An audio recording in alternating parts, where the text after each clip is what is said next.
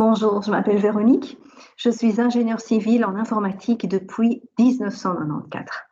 Ça fait donc déjà plus d'un quart de siècle. Et quand on voit la transformation fulgurante qu'ont connue l'IT et les télécoms en 25 ans, je trouve ça vraiment fantastique d'avoir pu participer à cette véritable révolution digitale, aujourd'hui encore plus visible depuis les restrictions Covid, comme avec le télétravail ou l'école à distance.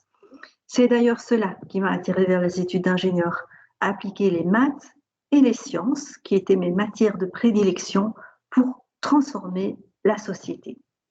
Quelques mots à présent sur mon parcours. J'ai d'abord travaillé 3 ans comme consultante pour une société de logiciels active en business intelligence, et cela m'a permis de travailler dans plein de sociétés différentes en Belgique et au Luxembourg. Des banques, des administrations, des sites de production. Ça m'a permis de voir comment leur département IT fonctionnait et voir aussi comment un software est commercialisé, comment il évolue, comment le support client est organisé. En 1997, j'ai rejoint Proximus. J'étais super attirée par les grands débuts du commerce électronique et aussi attirée par la partie sécurisation de tous ces sites.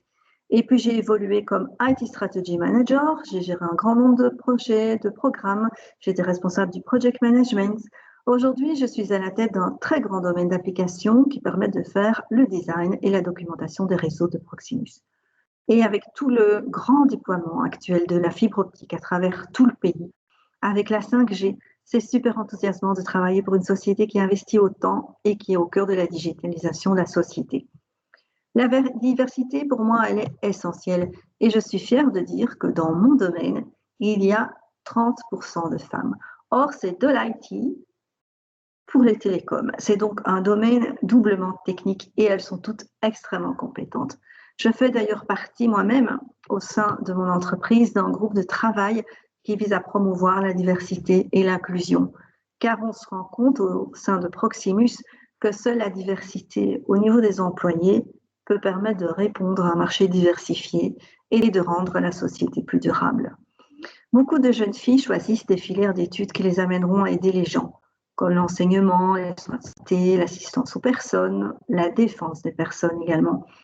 Or, les ingénieurs aident énormément la société. Par exemple, en jouant un rôle clé dans des équipes pluridisciplinaires, ils aident à décarboniser l'économie, à contribuer à la rendre plus performante, plus résiliente, à rendre le monde digital plus sûr, à innover au niveau médical. Et il y a plein d'autres exemples. Tous ces apports aident indirectement les personnes, et parfois de façon spectaculaire. Et donc, l'ingénieur, il a un rôle crucial à jouer, un rôle social.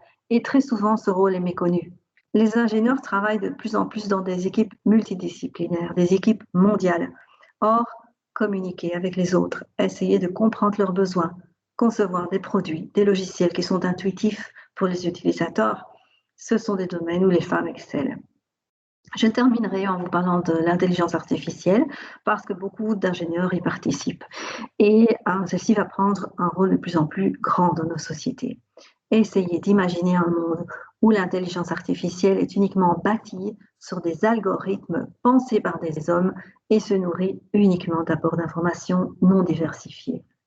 Imaginez ensuite si cette intelligence artificielle est un jour amenée à conseiller des dirigeants ou à faciliter le travail des juges ou de la police. Il y a urgence à rendre cette intelligence artificielle diversifiée. Le monde a besoin de vous les filles, alors n'hésitez plus.